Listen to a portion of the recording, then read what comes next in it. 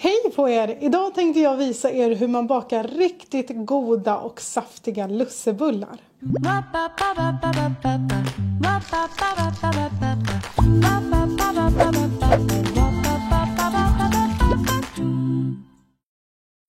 Såna där riktigt drömmiga och saftiga lussebullar som bara smälter i munnen och som man inte får nog av. Det är vad jag kommer att visa er hur man bakar idag. Och det du behöver för att baka mina saftiga lussebullar är jäst, saffran, ägg, vaniljsocker, strösocker, vetemjöl, mjölk, smör, lite salt och russin. Och det första tipset jag har för att få sådär riktigt saftiga och goda lussebullar, det är att blötlägga dina russin minst 1 timme innan du ska baka. Det räcker med att hälla lite vatten på dem så att de är helt täckta med vatten och låta dem stå tills de blir mjuka. För om man sticker ner torra russin i sina lussebullar, då kommer de göra allt i sin makt för att suga åt sig så mycket vätska från bullen som möjligt. Men vätskan, den vill ju vi ha kvar i själva bullen så att den håller sig så saftig som möjligt. Så vi låter dem släcka törsten i vatten innan vi sticker ner dem i våra bullar. Men det jag kommer att börja med är att smula ner jästen i en bunke. När det kommer till alla ingredienser när jag bakar lussebullar eller vanliga bullar, det är att alla ingredienser ska vara rumstempererade. För nu vill vi inte ha i någon kall jäst eller någon varmt smält smör. Utan alla ingredienser ska vara lika varma eller svala när man sätter ihop degen. Så att de kan få jäsa i lugn och ro i jämn takt. I jästen häller jag i lite mjölk.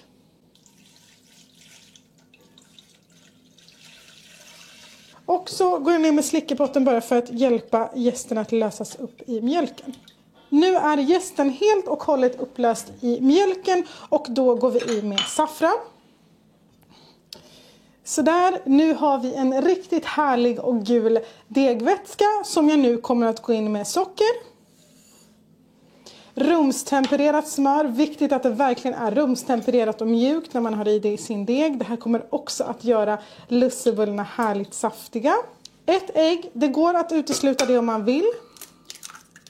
Vaniljsocker. Och hälften av mjölet som står i ingredienslistan. Och oroa er inte, saltet har jag inte glömt, utan det är så att om saltet får direktkontakt med jästen så kommer det att störa jäsningsprocessen. Så jag kommer först gå in med hälften av mjölet, låta det bli en kladdig deg och sen går jag in med salt och lite mer mjöl.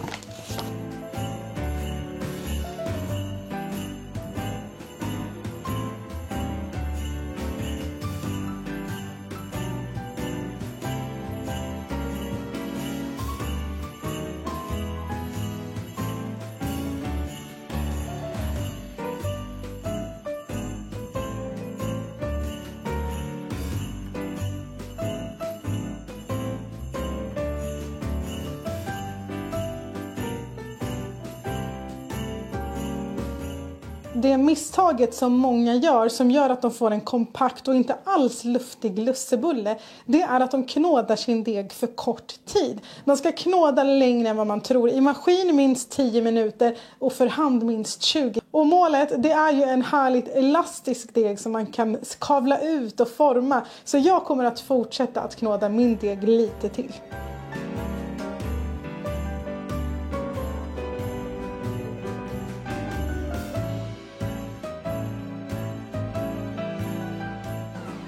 Nu är min saffransdeg klar och mitt tips här är också att degen den ska inte vara för torr. Ju kladdigare deg desto bättre, men den ska inte vara så kladdig att du inte kan hantera den. Och nu mina vänner ska jag visa er hur man får de absolut snyggaste lussebullarna. Och det kan jag tacka min vän och poddkompis Emma Brink, Brinken bakar på Instagram. För det var hon som visade mig och många andra det här på sin Instagram stories. Och det enda jag kunde tänka på var: hur 17 kommer det sig att man inte har gjort så här tidigare? Det är genialiskt och jag ska visa er precis vad det är man ska göra.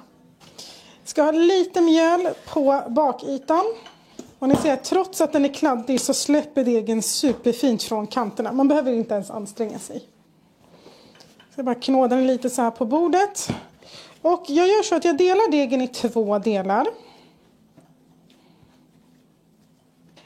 Det som är bra med att också ha en lite kladdigare deg, det är att nu när man bakar ut lussebullarna och man kommer på om jag skulle vilja ha lite mjöl till utbakningen, då kommer inte degen redan ha blivit mättad av all mjöl när du gjorde degen. Så att ju mindre mjöl i början desto bättre, och så kan du jobba dig uppåt.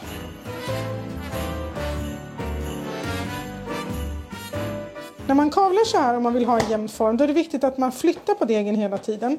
Så att man liksom inte kavlar åt samma håll av degen hela tiden. För även om man försöker vara jätteförsiktig när man kavlar, så kommer det ändå vara så att det är mer tryck ju närmare du är kroppen.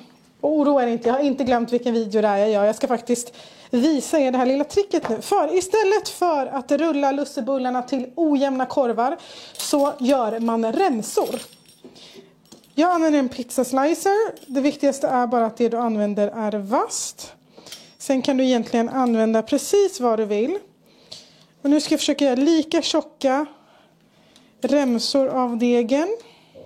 För istället för att försöka göra fina lussebullar av ojämna korvar, alltså det blir ojämnt hur man än gör, så gör man istället lussebullarna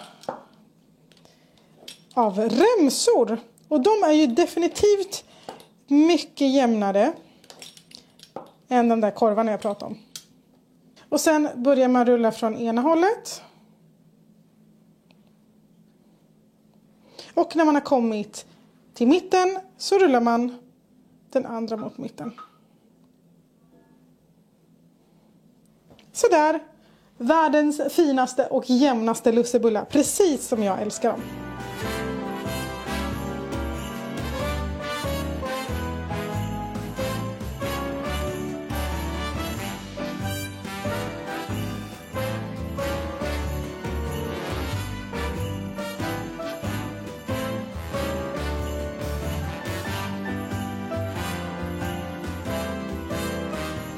Sådär, nu är mina lussebullar färdigrullade. Det blev hela 3 plåtar och jag ska sticka ner några russin innan vi låter dem jäsa i rumstemperatur i minst 2 timmar övertäckta med bakduk. Men plassa gärna in plåten för då jäser de ännu bättre.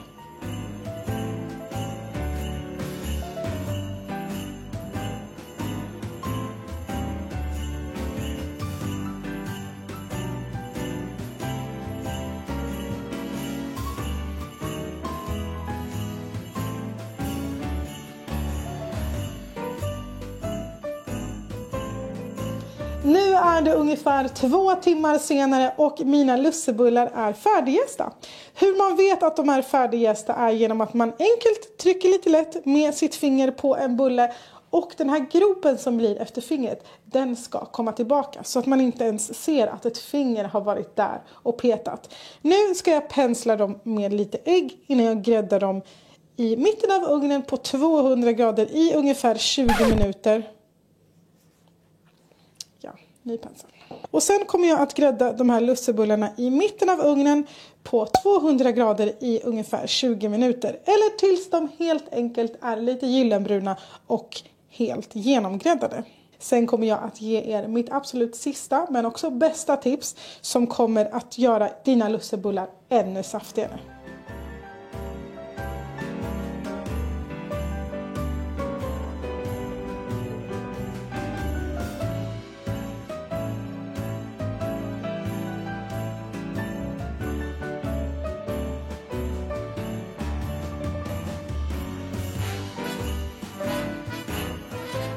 Nu är min första plåt färdiggräddad och medan den fortfarande är varm så ska jag visa er mitt sista knep för att få dem sådär härligt saftiga och också gör så att de fortsätter att vara saftiga mer än bara när de precis är nygräddade. Och svaret på det är sockerlag, alltså vatten och socker.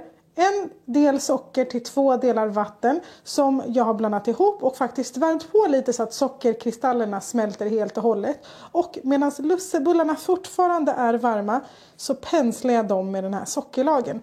Det här kommer att kapsla in fukten i bullarna och göra så att de håller sig saftiga tills de helt enkelt är helt uppätna.